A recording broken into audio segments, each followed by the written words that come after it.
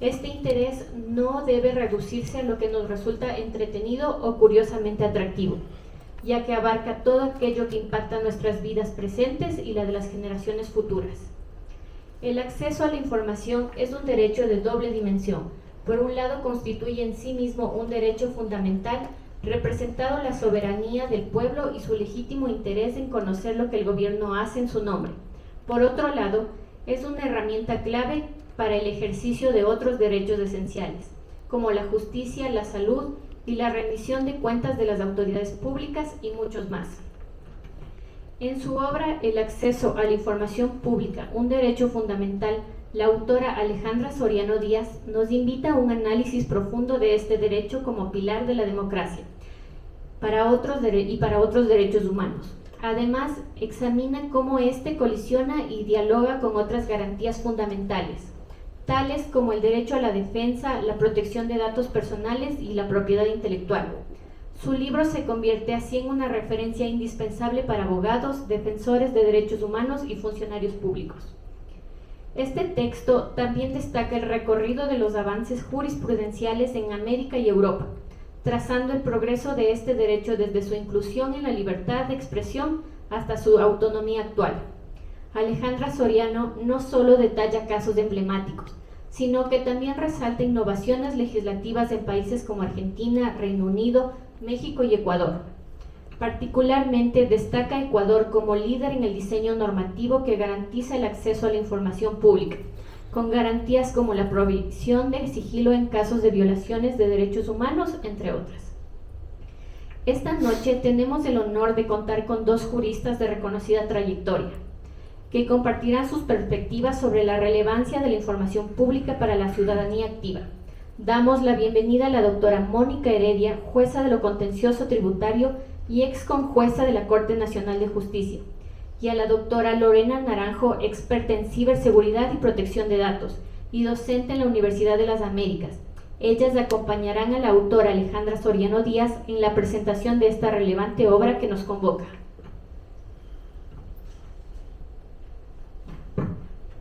En primer lugar, presentamos a la doctora Mónica Heredia, jueza del Tribunal Distrital de lo Contencioso Tributario de Quito, desde el año 2012 hasta la fecha actual.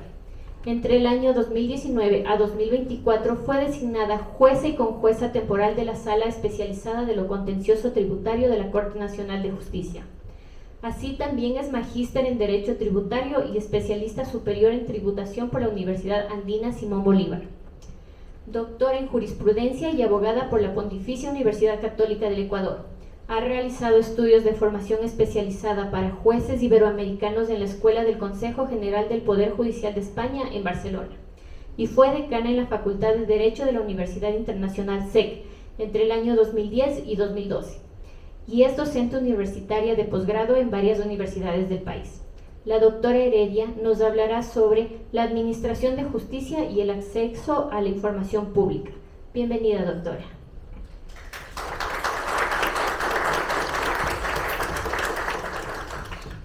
Muchísimas gracias, buenas noches con todos. Realmente es un placer estar aquí por varias razones. Primeramente, por el gusto de felicitar personalmente a Alejandra Soriano, a quien le conocí en la Universidad SEC como mi estudiante en la Cátedra de Derecho Procesal Civil 1, y realmente era una estudiante muy destacada y podría parecer un poco superficial decirlo así, ¿no?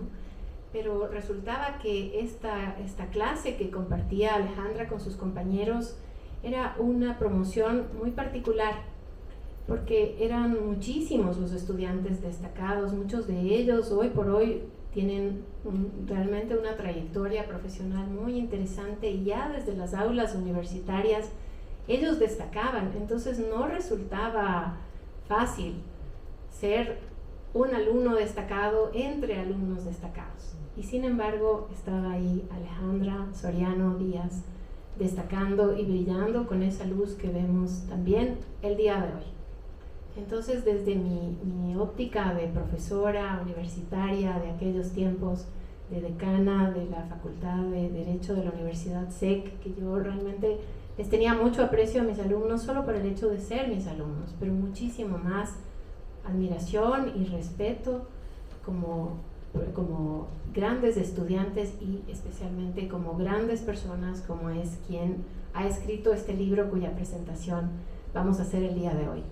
Por lo demás, un cordial saludo a quienes me acompañan en esta mesa. Ha sido también un gusto ver a muchas personas conocidas aquí frente a mí, y realmente también me parece tan bonito encontrarnos con las personas que vamos conociendo en la vida y mucho más en este tipo de eventos tan emocionantes como tenemos ante nosotros el día de hoy.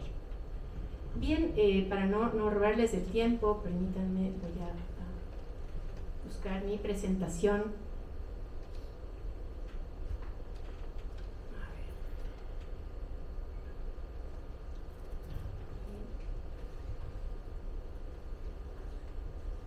Yo quería hablarles el día de hoy, más allá de todas las felicitaciones, Alejandra, que es lo que realmente me gustaría hacer todo este tiempo y no decir nada más, sino simplemente seguir resaltando estas grandes cualidades que tenemos el día de hoy. Voy a hablarles entonces de lo que sería el acceso a la información, pero desde la óptica de la administración de justicia, es decir, quisiera hablar un poquito más desde la óptica que tenemos los funcionarios públicos y que se relaciona con este derecho al acceso a la información pública. ¿Y qué es lo que nos dice la autora de este libro al respecto? Nos dice: la información también es crucial para el acceso a la justicia, a un juicio justo y a una defensa adecuada, todo lo cual está garantizado por los tratados de derechos humanos y desarrollado por los tribunales internacionales, especialmente cuando los ciudadanos se enfrentan a actos y decisiones estatales. Y es que es justamente ahí donde, no sé si decir tal vez tiene más importancia, pero se denota la gran importancia que tiene el que el ciudadano tenga acceso a la información pública y que la pueda presentar ante la administración de justicia. ¿Cuál es el derecho que está siendo protegido entonces por el derecho de acceso a la información pública? Es básicamente la información que tienen los entes estatales, que además han invertido recursos del Estado, es decir, recursos de todos, para tener y guardar y recopilar y también debería ser para tener asegurada esta información. Y no voy a tratar de este tema, pero obviamente no lo podemos perder de vista, que no solamente las entidades públicas tienen guardada información pública. También existen individuos y empresas del sector privado que tienen información pública. Puede ser que la tengan porque prestan algún servicio público o porque tienen alguna representación de alguna manera del Estado en alguna actividad que desarrollan. Sobre este punto yo no voy a tratar, me voy a quedar más bien en lo primero, en la información que tiene el sector público. Entonces nos enfrentamos a qué pasa cuando nosotros pedimos esta información pública. ¿Y qué nos dice la autora? Nos dice obviamente que claro que va a haber unas restricciones, claro que va a haber una limitación, no es que nosotros vamos a ir a pedir la información pública y toda la información pública nos la van a dar. Van a haber algunas restricciones y algunos límites, pero hay que recordar que la norma o la regla general va a hacer que nos entreguen la información, es decir, que se respete el principio de máxima divulgación, limitado a que de manera razonable el funcionario público que está a cargo de esa información pudiera determinar que se puede ver comprometido algún derecho, como por ejemplo los datos personales. ¿Por qué? Porque los datos personales derivan de la dignidad humana y entonces van a tener que protegerse de una manera posiblemente superior a lo que sería el derecho de quien quiere acceder a la información pública. Puede ser también que haya unos datos que tengan que tener algún carácter reservado porque son datos de interés público. ¿Y qué nos dice la autora en el libro? Entonces van a tener que aplicar una prueba de interés público. Una vez superado esto, entonces se podría establecer si se deben entregar o no se deben entregar estos datos públicos, depende cuál haya sido este resultado de aplicar la prueba. Otro tema que nos dice dentro de este mismo tema de si habría o no habría limitaciones a que entreguen la información pública es que en caso de duda, si es que digamos al ponderar si se debe o no se debe hacer esta entrega de la información, habría tal vez alguna duda, no está tan claro si se debe o no se debe entregar, entonces aplicar el principio de favorabilidad y entregar la información. Yo quisiera hacer entonces ahora una correspondencia entre la Administración de Justicia y el acceso a la información, porque obviamente vamos a encontrarnos con que hay algunos datos que son sensibles. Y en esto seguimos tratando sobre el régimen de excepciones que tiene que ver con la protección de los datos personales y la privacidad versus el acceso a la información. Entonces, ¿qué nos dice la autora respecto de esto? Nos dice, en situaciones en que estos derechos entran en conflicto, es decir, el derecho de acceder a la información pública enfrentado al derecho a la vida privada, es obligatorio que los estados consideren cuidadosamente ambos aspectos fundamentales y equilibren la importancia de revelar información contra protegerla del acceso público a fin de adoptar una decisión apropiada a cada caso concreto. Y a mí me encantó esta frase que utiliza Alejandra Soriano en su libro y nos dice, no hay recetas exactas, pero sí principios que orientan al actuar estatal. Y esto es sumamente importante porque a veces queremos ser esquemáticos y queremos entrar en una especie de cuadrado y dibujar ahí hasta llegar a invadir este cuadrado. Y las cosas realmente, mucho más en el derecho público, no resultan así. Hay que evaluar las situaciones, hay que ponderar las situaciones y establecer a través de principios que resulten aplicables y no pensar que hay una receta que nos va a funcionar para todo tipo de pedido y para todo tipo de información pedida. Hablemos un poco entonces sobre la información que es inherente a los funcionarios públicos.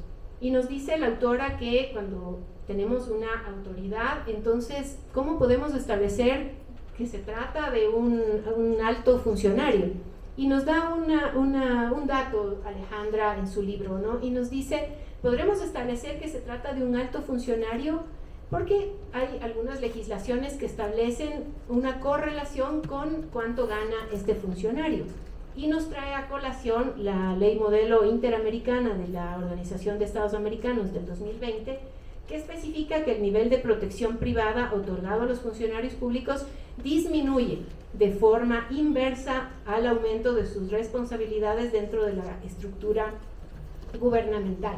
Entonces, si es que tenemos un funcionario de nivel mayor, este va a estar más expuesto a que su información sea difundida. También, ¿para qué justamente tenemos el deseo o el interés o la necesidad o el derecho de acceder a la información pública? Por temas de transparencia y anticorrupción. Y nos dice Alejandra en su libro, la conclusión es, en las acciones realizadas en el ejercicio del poder público, el interés público prevalece. Entonces, quien se postula para un cargo público, quien quiere acceder a un cargo público, tiene que estar consciente de que está aceptando que se divulgue su información. No podría posteriormente señalar que no conoce que por estar en determinada posición pública no puedan difundir su información porque él desea mantener su vida absolutamente en reserva. Porque el momento que estamos accediendo al cargo público tenemos que estar conscientes de la exposición a la que también estamos expuestos, ¿no? Hablemos un poco entonces, yo les voy a hablar desde mi punto de vista y voy a tratar de cotejar con el libro de Alejandra el tema de la protección de datos personales y quisiera tocar el tema de la información patrimonial. Todos los funcionarios públicos damos la información patrimonial a la Contraloría General del Estado, damos a inicio del periodo, a fin del periodo, damos también una información periódica cada 2 años y también tenemos que dar esta información si es que nos la piden por un evento especial. Entonces, estamos sometidos a dar esta información, nuestra información sobre nuestro patrimonio, qué tenemos, cuánto debemos, a quién le debemos, todo, absolutamente todo está en nuestras declaraciones. Y obviamente también Alejandra nos dice, bueno, pero hay que confrontarlo con dos principios, con el principio de finalidad y con el principio de seguridad. Es decir, yo entrego mi información patrimonial, pero de alguna manera sí me quedo tranquila, y mucho más cuando leo el libro de Alejandra, porque nos habla de estos principios y nos dice, el principio de finalidad, es decir, ¿para qué fue entregada esta información? El guardián de mi información, en este caso la Contraloría General del Estado, solo debería ocupar esta información que yo le estoy dando sobre mi patrimonio para los fines propios para los que fue dada esta información, y no para otros fines, o para los fines que me fue comunicada, ¿no? Y no para otros fines.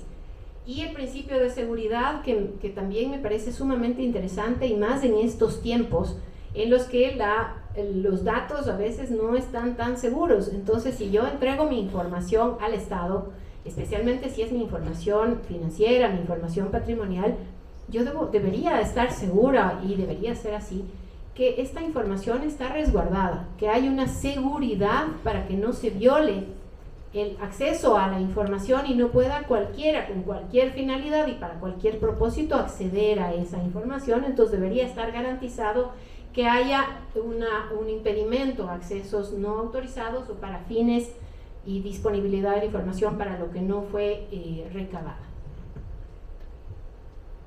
En el tema de acceso a la justicia, el acceso a la información está íntimamente relacionado con lo que es la tutela judicial efectiva, y nos dice la autora: la negativa a otorgar acceso a la información pública o de interés público puede resultar en la vulneración de otros derechos fundamentales, incluida la tutela judicial efectiva, lo que puede conllevar al incumplimiento del debido proceso, porque el interesado se podría encontrar impedido de fundamentar sus alegaciones. Y vamos a ir un poco viendo de qué se trata esto.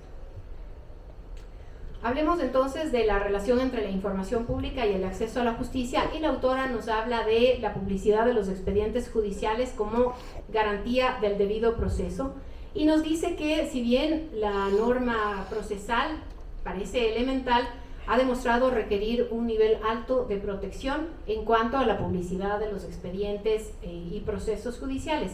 Y nos dice, se trata del derecho de acceso a toda información de un expediente de investigación o de cualquier otro tipo que se encuentre bajo conocimiento o procesamiento de una autoridad pública, sea esta administrativa o judicial, sujeto a la protección de secretos comerciales u otros que por su naturaleza no deben ser diseminados indiscriminadamente.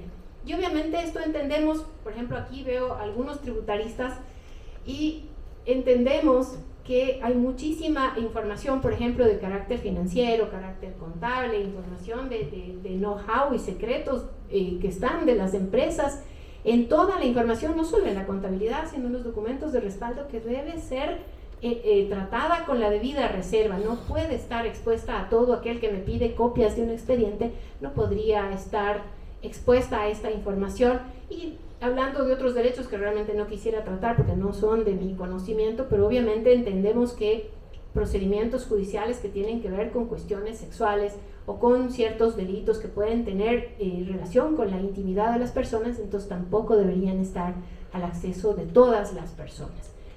Viéndolo así y sacando algunas excepciones, todos los demás expedientes sí deberían estar entonces al alcance del acceso a la información. El tema es, yo creo, el tema central, o al que yo quería llegar para concluir esta disertación, es lo que nos presenta Alejandra, es tratar de equilibrar, de equiparar las condiciones entre el Estado y los administrados, y nos da un ejemplo que me pareció sumamente interesante, y nos cuenta Alejandra en su libro que en el 2019 a una compañía, la Contraloría General del Estado le impuso una sanción pecuniaria, y que cuando la compañía quería conocer, para poder defenderse de esta sanción que le habían impuesto, quería conocer de qué se trataba, cuál era la tipificación de lo que había cometido, la Contraloría le decía que no, que esto estaba dentro de unos papeles de trabajo y que tiene una resolución interna que le impide darle las copias y poner en su conocimiento de qué se trataba la contravención o la falta reglamentaria o lo que quiera que haya sido sancionado por la Contraloría. Esto entonces le ponía, si ustedes se ponen a pensar, en un pie de desigualdad al administrado porque no podía conocer entonces cómo puede defenderse. Y esto va íntimamente de la mano del derecho a la defensa y obviamente si no tiene el acceso a poder defenderse ni tener los medios adecuados para defenderse, tampoco puede obtener una justicia, no necesariamente a su favor, pero una justicia que conozca la verdad y que conozca su forma de defenderse.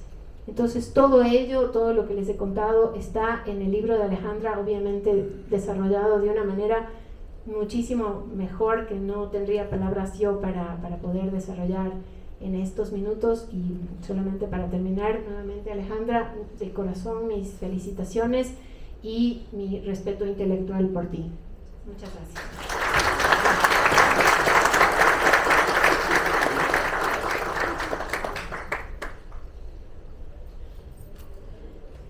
Agradecemos a la doctora Mónica Heredia por su importante ponencia. Ahora presentamos a la doctora Lorena Naranjo, con más de 20 años de experiencia en el área PhD cum laude en Ciencias Jurídicas y Políticas, máster en Derecho de Nuevas Tecnologías en la Universidad de Sevilla, España, investigadora, consultora BID, docente de pregrado y posgrado, autora y líder del proceso de aprobación de la Ley de Protección de Datos Personales para el Ecuador y de otras normas que permitieron su implementación en el Sistema Nacional de Registro de Datos Públicos cuando fue directora nacional de DINARDAPA. Ejerció como directora en la Escuela de Derecho de la Universidad de las Américas, subsecretaria de Desarrollo Normativo del Ministerio de Justicia, Derechos Humanos y Cultos, asesora de la Presidencia de la Corte Nacional de Justicia y directora nacional de la Dirección de Registros de Datos Públicos. La doctora Naranjo nos hablará sobre la relación de derecho a la protección de datos personales con el derecho al acceso a la información pública y sus mecanismos de tutela en Ecuador. Bienvenida, doctora.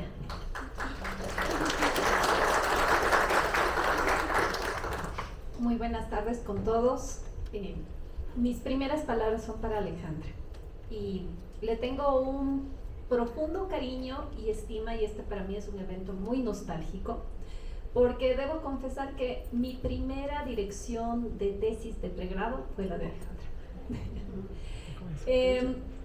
Cuando estuvimos trabajando en este tema, que es el corazón de este libro, y por eso hablo de que esto para mí es nostálgico, porque uno ve los frutos, no pregunten cuántos años,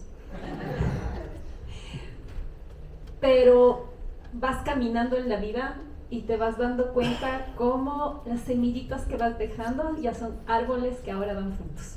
Y para mí es todo un orgullo y un placer, como te dije cuando me invitaste a tu exposición, ver cómo esa mujer destacada, como ya bien mencionó Moni en su intervención, que se hacía notar, es ahora un referente en un tema complejo como es la información pública.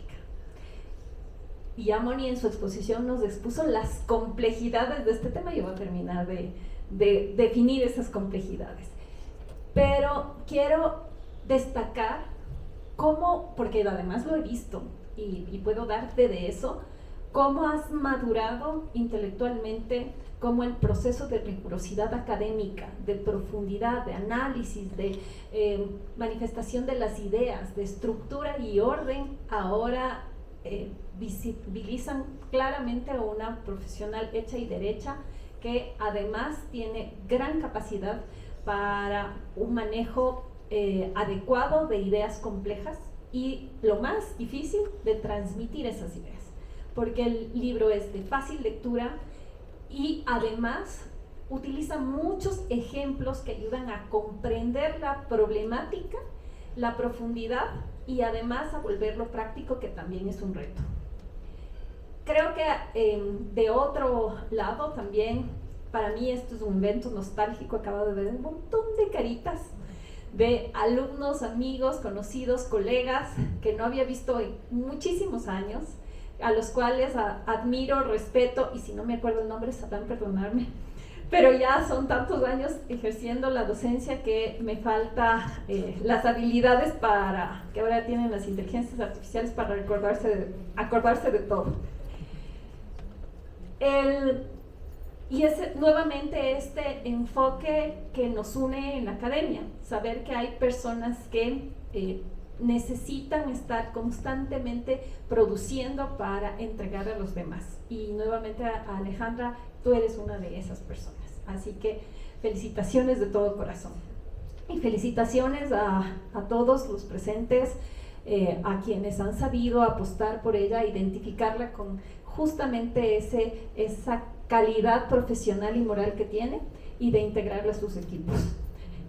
Voy a proceder ahora a dar mi ponencia, es la relación del derecho a la protección de datos personales con el derecho de acceso a la información pública y sus mecanismos de tutela. Por favor. Bueno, vamos a tratar de darle un enfoque rápido, porque si no nos podemos pasar toda la noche aquí, y la idea es que Alejandra sea la que se luzca, así que yo voy a pasar bastante rápido con algunos temas. Y es que mencionaba yo que el tema es complejo porque los límites o el contenido esencial de los derechos y cómo estos colisionan son realmente un ejercicio que, como bien menciona Alejandra en su texto, dependen de cada caso en particular. Y lo primero que hay que identificar es precisamente comprender cómo los derechos no son lo mismo que las acciones de tutela. En nuestra Constitución existe el derecho de acceso a la información pública, pero también existe la acción de acceso a la información pública. Existe el derecho a la intimidad, que se entiende como esta intimidad personal y privada, familiar y privada, que algunos comparan de cierta manera con la privacy, que es más bien de contenido anglosajón, y que además ha sido traducida por Europa como privacidad, pero que no necesariamente tienen el mismo contenido esencial que el derecho a la protección de datos personales. Solo ahí ya Alejandra aborda un tema muy complejo. ¿Por qué? Porque al mismo tiempo que se reconoce el derecho de acceso a la información pública, este no solo se conjuga con el derecho a la privacidad, sino con el derecho al honor, con el derecho a la protección de datos personales y con el derecho a la intimidad entendida como lo traduce Latinoamérica y el Ecuador, y como lo entiende Europa con privacy, privacidad, y los anglosajones como privacy. Y solo allí podemos ver un montón de matices que pueden modificar la lectura del análisis dependiendo de si se está haciendo en un contexto global, regional o local. La siguiente, por favor. Entonces, podemos ver que, viendo si es lo mismo, los desafíos en el equilibrio de derechos son evidentes. Privacidad, protección de datos, libertad de prensa, necesidad de espacio para revisar, o the right to be alone, que es un antecedente del derecho anglosajón, la restricción en las declaraciones falsas, la prevención de daños a la reputación, y al mismo tiempo la necesidad de darle a la ciudadanía una posibilidad de transparencia en lo que son servicios públicos, en el acceso a la información en sí mismo, en determinar estos intereses públicos, la necesaria protección de los derechos de reputación de las personas, la protección legal frente a esos daños reputacionales por información que puede estar siendo divulgada sin tener los debidos accesos, y la valoración de activos intangibles. Por lo tanto, en este concepto grande del que podemos hablar, en que derecho a la privacidad es uno de los abordajes que hace Alejandra, vemos la relación directa entre respeto al honor, la protección contra las injerencias arbitrarias del Estado y de otros entes con una relación de poder para la dominación o la afectación a las libertades individuales, que generalmente son estructuras con las cuales se manejan estos elementos, sobre todo para controlar a estos estados autoritarios, y las protecciones legales. Por lo tanto, el equilibrio de la balanza es complejo. Hay una dificultad evidente entre el equilibrio de la privacidad y la transparencia en las convenciones de derechos humanos.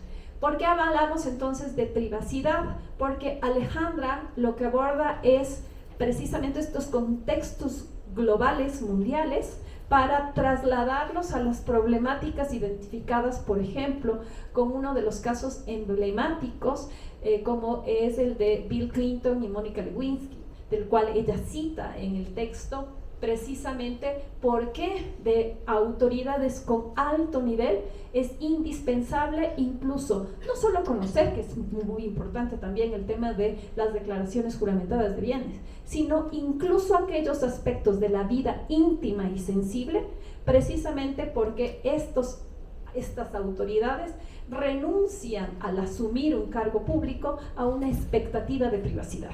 Y lo hacen en virtud de que al firmar el acceso a estos puestos de poder, están sometidos a un escrutinio total que garantice específicamente que están siendo gobernados por personas que mantienen una integridad total.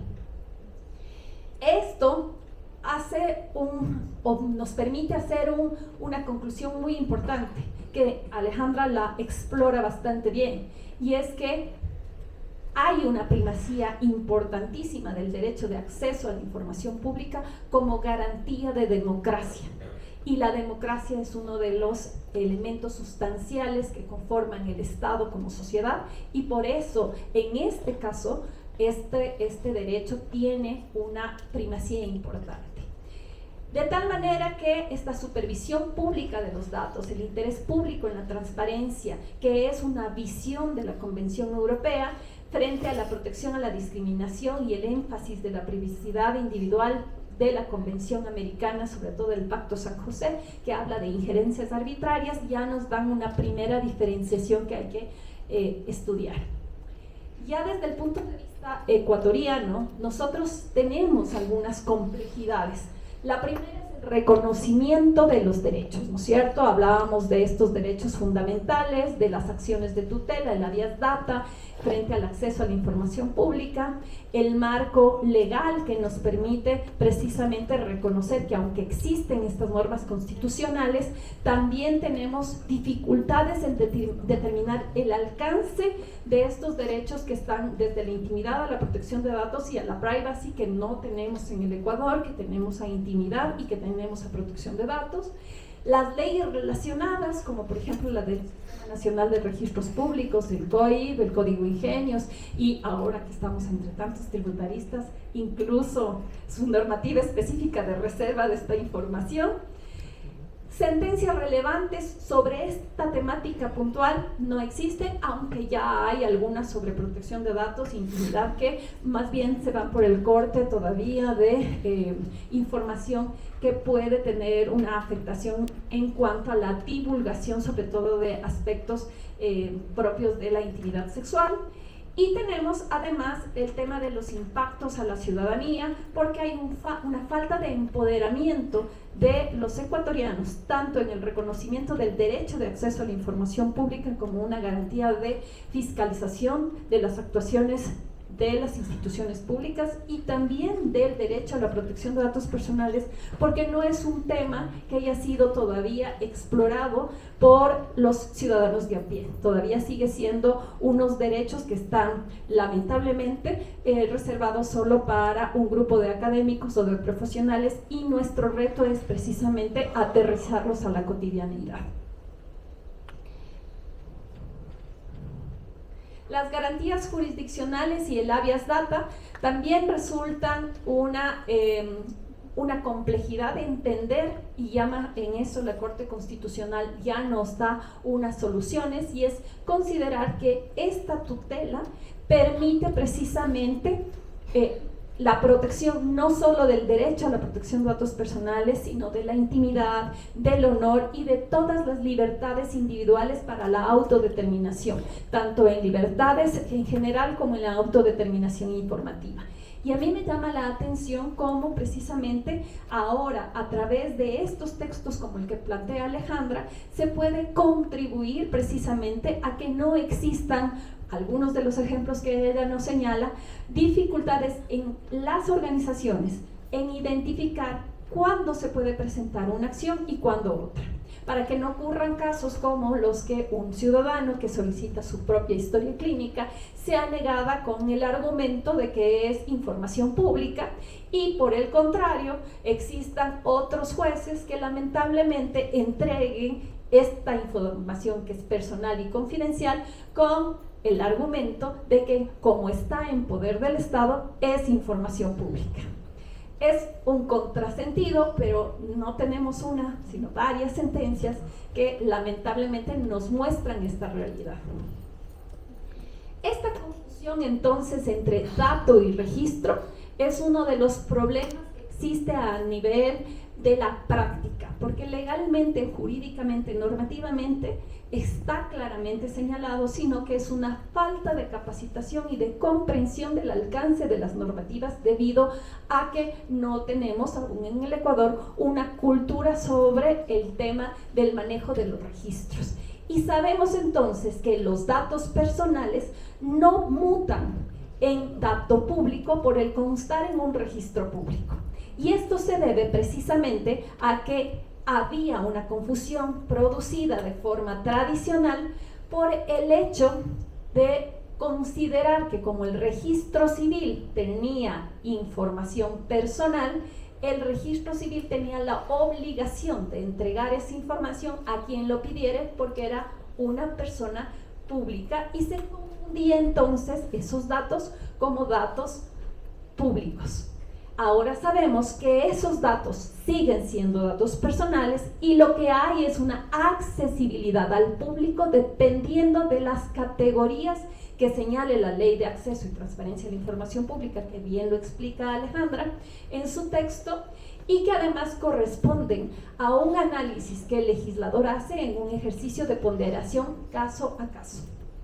Por eso, por ejemplo, en el Sistema Nacional de Registros Públicos se puede acceder a la información sobre propiedad y quién es el propietario, esos son los certificados de gravámenes, siempre y cuando yo firme una autorización, que ya ahora se la hace casi de forma automática en los sistemas digitales, ¿no? Ahí hay una declaración de que yo estoy solicitando esta información en virtud de que lo voy a usar para una compraventa, para alguna cosa, ustedes hacen solo clic, pero al hacer ese clic están precisamente cumpliendo con uno de los artículos, que es el artículo 6 del Sistema Nacional de Registros Públicos, en el que cumplen con la declaración de para qué voy a usar y por lo tanto esa accesibilidad es accesibilidad condicionada. No es que puede accederlo todo el mundo, sino solo ciertas personas para ciertas finalidades específicas, como ya nos explicó hace un momento Moni. Definiciones claves entonces que nos ayudan a comprender toda esta temática, precisamente distinguir entre datos personales y datos personales registrables para saber cuáles tienen categoría de accesible al público y cuáles no. Y cómo esa accesibilidad nos permite el tratamiento de esos datos en los distintos elementos como las declaraciones patrimoniales que ya fueron analizadas. Le tengo corriendo a Moni, perdón. Entonces, ¿qué vamos a hacer o cómo vamos a concluir todo este ejercicio de equilibrio, ¿no es cierto?, entre transparencia, de derechos de privacidad en general, porque ahí dentro de este está protección de datos, intimidad y todo esto que hemos hablado. Vamos entonces a identificar cuáles son datos personales sensibles, cómo se protege la autonomía de las libertades individuales frente a un interés público primario que maximice la transparencia para el ejercicio de todo lo que se refiere a rendición de recursos públicos del Estado. Y aquí quiero destacar precisamente un texto de Alejandra. Y qué gusto tengo yo en esta diapositiva citarla 2 veces. Y esto es lo más satisfactorio para un escritor que decide. Y en este elemento, en estos 2 elementos que hago en esta diapositiva, en esta cita, es la ponderación. Las autoridades, incluidos los tribunales, deben ponderar el derecho de acceder a la información, a informar y a ser informados, y el derecho a la vida privada y a la protección de datos personales. Y el principio aplicable es el de máxima divulgación, que se exige a los estados para que cumplan con las excepciones dispuestas por la ley con anterioridad a la petición del acceso y que garanticen que cualquier sección de los datos requeridos que se repute pública sea proporcionada al peticionario. Y todo esto con un ejemplo que además me evoca a su experiencia en la Defensoría, en la que precisamente le solicitaban los nombres de los defensores públicos y el número de veces que han sido nombrados como abogados en determinadas jurisdicciones, y que se decía que no podían ser entregados porque eran datos personales, pero que a la cuenta debían ser entregados precisamente porque era indispensable para poder realizar análisis respecto de a quién, en qué contextos y cuáles eran las resoluciones que habían tomado, porque se necesita hacer un ejercicio de cómo estas autoridades están ejerciendo el poder. En consecuencia, ella misma sostiene que la cuestión de la transparencia en el ámbito público va más allá de tecnicismos jurídicos y cumplen una función trascendental en la democracia, fomentando una cultura en contra de la corrupción. En esa medida tiene relación con la sustentabilidad del propio Estado y de las prestaciones necesarias para el avance y realización de los derechos humanos. Y esta última frase creo que permite concluir con mi análisis, y es precisamente lo que Alejandra ha hecho con su aporte al conocimiento, demostrarnos que la lucha contra la corrupción se empieza desde el derecho de acceso a la información pública. Muchas gracias.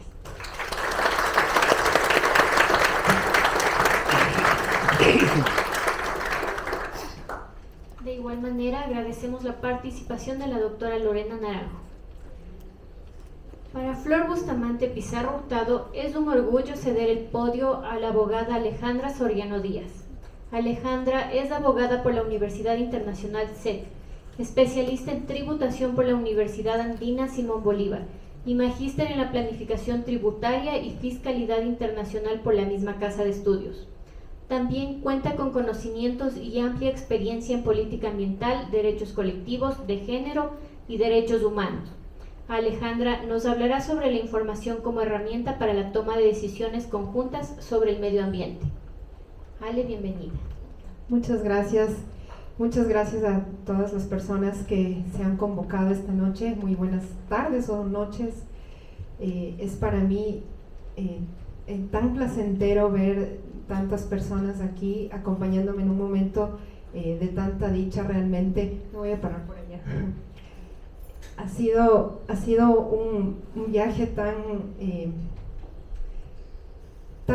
retador realmente, proponer todas estas ideas de hacer una investigación jurídica rigurosa y comulgar eso con el ejercicio de la profesión. Fueron tiempos complejos, fueron tiempos arduos, difíciles, y verlo materializado en este libro que hoy les presento es un enorme orgullo, y les agradezco a todos por venir. Muchas gracias. Quiero agradecer particularmente a Moni, a Lore, que creo que tal vez sin saberlo han sido mis mentoras. Yo he seguido su trayectoria con tanto cariño, porque para mí son referentes no solamente del ejercicio apasionado de la profesión, sino también de un ejercicio ético, un ejercicio que intento emular y que empezó en las aulas, pero creo que el conocimiento que han impartido va mucho más allá de las aulas, y que hayan aceptado esta invitación es para mí inmensamente generoso. Lo aprecio enormemente y nunca me voy a olvidar de este día y de sus bondadosas palabras que superan por completo que yo esperaba escuchar en esta tarde. Muchísimas gracias, de verdad. No me quiero emocionar demasiado. Realmente no muchas personas sabían que yo estaba dedicada a este proyecto. Realmente no lo compartí mucho hasta haberlo convertido en un libro. Y cuando lo hacía, la mayoría de las personas que supieron me preguntaban por qué hablar de ese tema. Como que hay tantos derechos vulnerados constantemente, sistemáticamente, con efectos que parecen mucho más graves o se perciben como más graves a lo largo y ancho del planeta y del país, que me preguntaban por qué el derecho a la información. Y mi respuesta es que vivimos en la era de la información, donde el dato verificado es una verdadera moneda de cambio, Y sin embargo parece que nos acostumbramos a vivir en un sistema de desinformación en el que campean el rumor, la información abiertamente falsa, o no se la puede llamar información, pero las abiertas mentiras con las que se manipula muchas veces la forma de pensar y de decidir de la sociedad. Cuando tenemos un sistema jurídico que protege exactamente lo contrario. Y todos estos mensajes que se envían y que carecen de protección jurídica se disfrazan de libertad de pensamiento, de libertad de información y de libertad de expresión cuando realmente no lo son. Entonces a mí me pareció urgente delinear ese límite y establecer cuáles de esos mensajes realmente merecen protección jurídica y en qué casos realmente estamos ejerciendo el derecho a ser informados, a informar y a acceder a la información. Yo, como saben seguramente la mayoría de ustedes, soy abogada litigante y me dedico a la protección de los administrados ante las instituciones del Estado, en la justicia ordinaria, en la justicia constitucional. Y desde mi perspectiva, este no es un dato estadístico, es solamente mi percepción personal.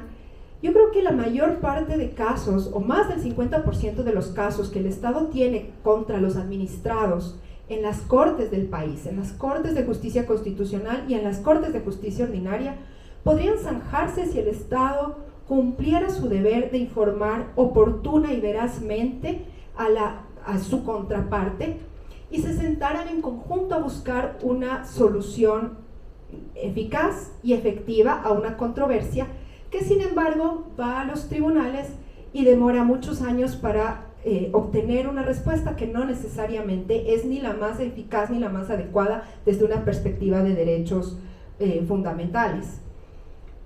Y aún así, en ese ejercicio jurisdiccional, la igualdad de armas resulta, es una garantía del debido proceso. Y esa igualdad de armas, entre esas armas que deben ser equiparables, está precisamente la información. Y era el caso que gentilmente traían a colación, que es uno de los varios que pueden citarse, pero que está recogido en el libro. ¿Qué pasa cuando mi contraparte es del Estado, que tiene todo el acceso a la información porque produce esa información, produce y recopila y está autorizado por la ley para recopilar todos esos datos, pero no me entrega esa información a mí, que soy su contraparte, y yo tengo que defenderme prácticamente a ciegas? En determinados casos, sobre todo en controversias contra el Estado, esto se ve muy claramente, pero en forma particular se puede hacer una especie de experimento con los derechos colectivos, porque lo concreto de los derechos colectivos permite justamente evidenciar cómo la información es una pieza clave para el ejercicio de otros derechos fundamentales, como el derecho a ser consultados. Otro ejemplo que recoge el libro, y que lo viví de primera mano en mi paso por la Defensoría del Pueblo, es este caso de la comunidad Shuar. Ya hace muchos años de esto, entiendo que el Estado hoy tiene otros mecanismos para atender este tipo de casos, pero en este caso una comunidad Shuar acude al Estado y le pide que dirima un conflicto limítrofe, porque la comunidad dice: yo tengo mi tradición, mis ancestros me dicen que en este territorio se desarrollaba mi comunidad. Vino la República, eso se acabó y ahora yo estoy reivindicando mi derecho a esa propiedad comunitaria. Y del otro lado están los que se llaman los colonos, la población mestiza, que tiene un derecho individual a ese mismo territorio porque dice: yo tengo aquí una escritura debidamente registrada en la que yo no fui quien desplazó a ninguna persona. A mí el Estado me dijo: esta tierra es suya, y yo, por lo tanto, tengo derecho a desarrollar mi vida privada y familiar en este lugar. Y así lo he hecho, y nadie tiene derecho a estorbar ese desarrollo de mi vida privada y familiar. Entonces el Estado se ve en una controversia de derechos para la que no está preparado, no lo estaba en esa época, espero que hoy sí, y le dice a la comunidad: pues no hay mucho que pueda hacer, no tengo una metodología para levantar información. Las comunidades Shuar eran nómadas y yo no puedo saber por dónde se desplazaban, no tengo datos suficientes para saber a quién otorgo el derecho, y de eso se derivan una serie de violaciones de derechos, y de eso se deriva el hecho de que no puedo reparar integralmente porque ni siquiera sé quién tiene que ceder el derecho aquí. Entonces el Estado dice: no puedo hacer nada, y en efecto no hace nada. y se recrudece el conflicto y aumenta el nivel de violencia y se vuelven irreconciliables las diferencias entre estas dos etnias y se vuelve cada vez más difícil de solucionar. Esto, como decía, hace algunos años, pero felizmente se cuenta con instrumentos internacionales de derechos humanos que le dicen al Estado: usted tiene muchas obligaciones en relación a esto, y todo parte, desde mi perspectiva, y es lo que está vertido en el libro, todo parte por obtener información, porque si yo no tengo información no puedo resolver todo lo derivado de ello. Entonces este derecho de acceso a la información pasa por una evolución muy interesante. En un primer momento basta con que el Estado se abstenga de evitar el acceso de la ciudadanía a los datos públicos, por lo tanto con un deber pasivo está cumpliendo. Pero luego la legislación y sobre todo la normativa ambiental, tanto en instrumentos internacionales de derechos humanos como la normativa constitucional para el contexto ecuatoriano y las normas internas, le dicen al Estado: usted además tiene un deber de producir información y diseminarla proactivamente. No basta con que usted no obstaculice el acceso a la información, debe además garantizar que las personas reciban esa información.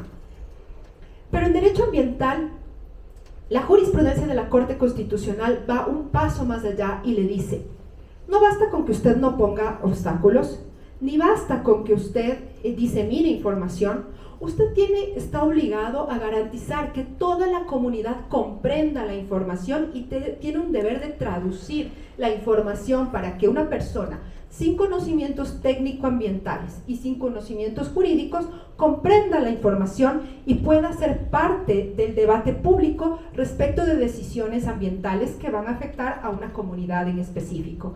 Entonces vemos que este derecho evoluciona desde un deber abstentivo, de simplemente no haga nada, a un deber proactivo, de no solamente produzca información, sino además asegúrese de que las personas la pueden comprender. Esto, insisto, no es una cuestión particular de los derechos colectivos ni del derecho al medio ambiente sano, pero se verifica muy claramente en este aspecto. Y otra cuestión que es altamente relevante en cuanto al ejercicio de derechos colectivos es una especie de desplazamiento de la titularidad del derecho. Respecto del derecho de acceso a la información pública y del derecho, por ejemplo, a la consulta previa garantizada a los pueblos y nacionalidades indígenas y a la consulta ambiental, la Corte ha dicho, es absolutamente claro, que el único obligado es el Estado a producir la información, a difundirla y a garantizar una consulta que sea real.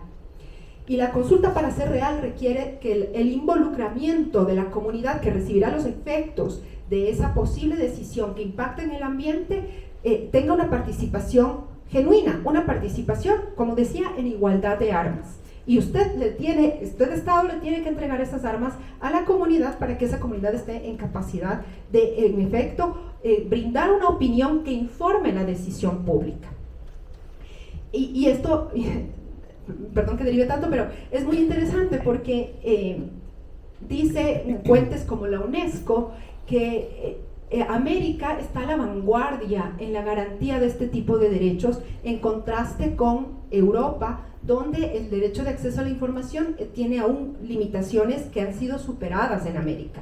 Y esto es muy importante porque tendemos a pensar que la producción de conocimiento y de ideas viene de Europa hacia América y del norte hacia el sur, cuando estamos viendo que la jurisprudencia tanto de la Corte Interamericana como de los estados de Latinoamérica está mucho más avanzada y tiene lecciones que entregar al mundo para la solución de conflictos ambientales y de conflictos étnicos, que son muy importantes y que a veces perdemos de vista esa riqueza que hemos alcanzado en nuestra región. Entonces, como decía, el obligado siempre va a ser el Estado y de eso ya realmente ya no hay discusión porque ya se pusieron los puntos sobre las IES. Pero ¿qué pasa con este derecho que se ejerce colectivamente? En una consulta ambiental o en una consulta previa de las comunidades y pueblos y nacionalidades indígenas, el sujeto consultado va a ser un colectivo compuesto de individuos, y lo que normalmente pasa en un grupo humano es que se van verificando posiciones de liderazgo, sea porque la comunidad nombra un líder o porque se van generando, porque comúnmente, socialmente, así funcionamos. Pero este liderazgo muchas veces no se ejerce viendo los intereses de la comunidad. Y este líder se vuelve en un gestor de ese derecho colectivo que muchas veces sin saberlo termina de alguna manera secuestrando el proceso. Porque si para el líder resulta que la información está sesgada a su juicio, entonces le dice a la comunidad, no seamos informados y rechacemos el proceso. O si es que al líder le parece inconveniente el proceso de consulta, entonces, como tiene la vocería, le dice al Estado, no vamos a ser consultados. Y entonces se truncan los procesos de participación ciudadana y los procesos de democracia directa. Y esto es importantísimo porque le plantea al Estado un reto bien importante, que es que el Estado debe garantizar, primero, respetar la estructura organizativa de estas comunidades, es decir, no puedo irme en contra del líder y no puedo tampoco soslayarle, pero a la vez el Estado tiene la obligación de garantizar que todos los individuos que componen ese sujeto que va a ser consultado efectivamente puedan conocer la información, aprehenderla y construir con ello una decisión comunal, más allá de los intereses que pudieran existir en aquel líder, que pueden ser de muy buena fe, pero que también vemos que son intereses muchas veces partidistas y que muchas veces no obedecen a lo que la comunidad le convendría más o a los intereses que la comunidad tiene, sino a los intereses que tiene esta persona que tiene una carrera muy a menudo política o de otro tipo, que no comulga realmente con lo que quiere el resto de la comunidad. Entonces al Estado, como decía, le corresponde superar todas esas barreras, porque el nivel de exigencia de lo que el Estado debe hacer en un proceso de consulta y de difusión de información ambiental es altísimo, al punto que la Corte ha dicho tiene que garantizar que aún los niños, niñas y adolescentes comprendan la información y se pronuncien dentro del proceso de consulta. Esto no ocurre únicamente, como decía, en el derecho ambiental. De hecho, lo tomo como ejemplo porque es una cuestión que se reproduce en otros ámbitos también, en otros contextos, en los que hay esta suerte de desplazamiento de la titularidad del derecho, como por ejemplo con los medios. Los medios son el sujeto pasivo que tiene derecho de acceder a la información pública para informar a la comunidad. Pero una vez que ese medio difunde la información, adquiere esta información pública o de relevancia para la sociedad, este se convierte en una especie de gestor que no ejerce solamente para sí el derecho de acceso a la información, sino que lo ejerce porque hay un interés público en conocer determinado punto del quehacer público en general. Este es uno de los temas que recoge el libro. El libro intenta hacer un paneo de todos esos ámbitos en los que una información apropiada, de calidad, de buena fe, entregada con lealtad, permite un mejor ejercicio, permite aumentar el nivel de ejercicio de los derechos. Y muchos de los autores consultados dan cuenta de que las sociedades más transparentes, con mayor nivel de rendición de cuentas y en los que el acceso a la información pública es un ejercicio cotidiano, son también sociedades mucho más pacíficas. Mientras que las sociedades más opacas tienen un nivel de conflictividad interna, de erosión de la institucionalidad pública y de corrupción mucho más palpable, lo cual dice que hay una correlación entre la transparencia y la paz social y entre la opacidad y el conflicto interno.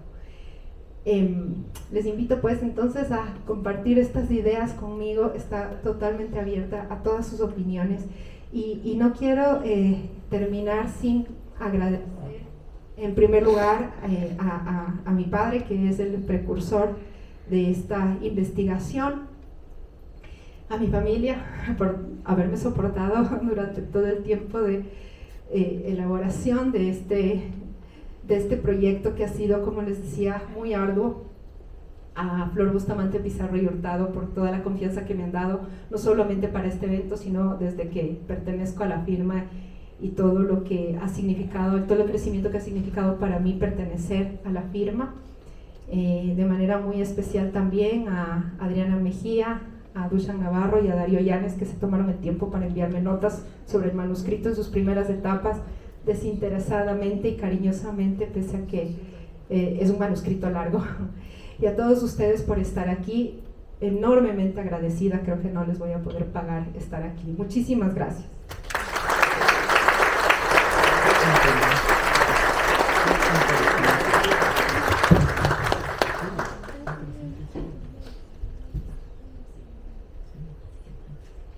Agradecemos la exposición de Alejandra Soriano y desde Flor Bustamante Hurtado les invitamos a adquirir el libro El acceso a la información pública, un derecho fundamental, a precio especial de lanzamiento y con acceso a una versión digital en español. Antes de finalizar, les dejamos en compañía del doctor Mario Flor, socio de Flor Bustamante Pizarro Hurtado, que se dirigirá a ustedes con las palabras de clausura del evento. Un aplauso, por favor.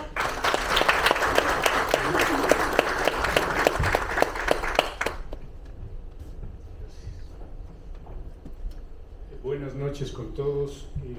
Nuestra querida asociada Alejandra Soriano ha desarrollado una obra que sin duda aportará luces respecto de uno de los derechos indispensables en la dinámica de las relaciones de las administraciones y los ciudadanos, el acceso a la información pública.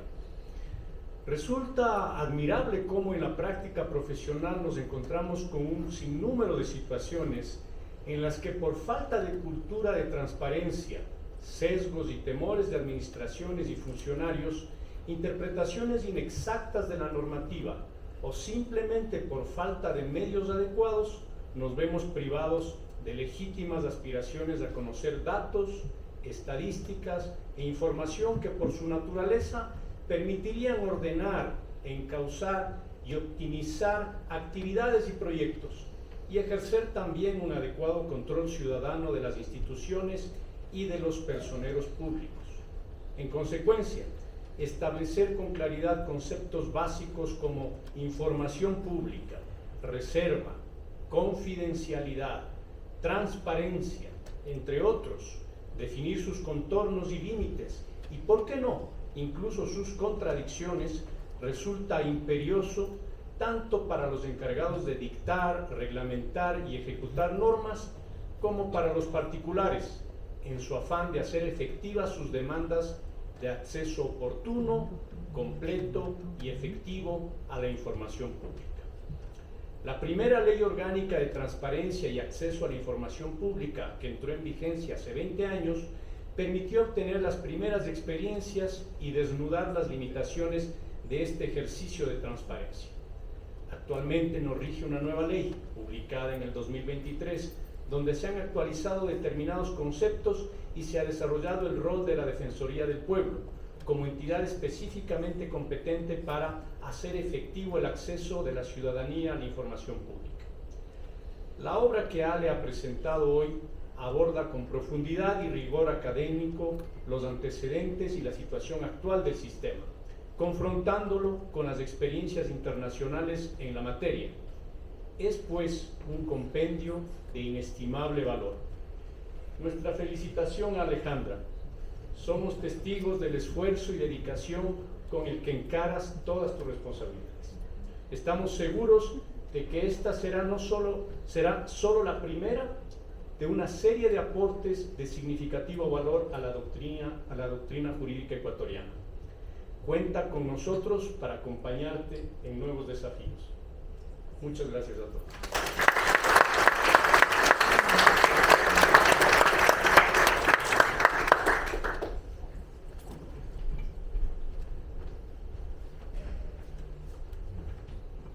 Gracias a todos por acompañarnos. Les invitamos a disfrutar de un cóctel para celebrar el lanzamiento del libro El acceso a la información pública, un derecho fundamental. Un aplauso para los participantes, por favor.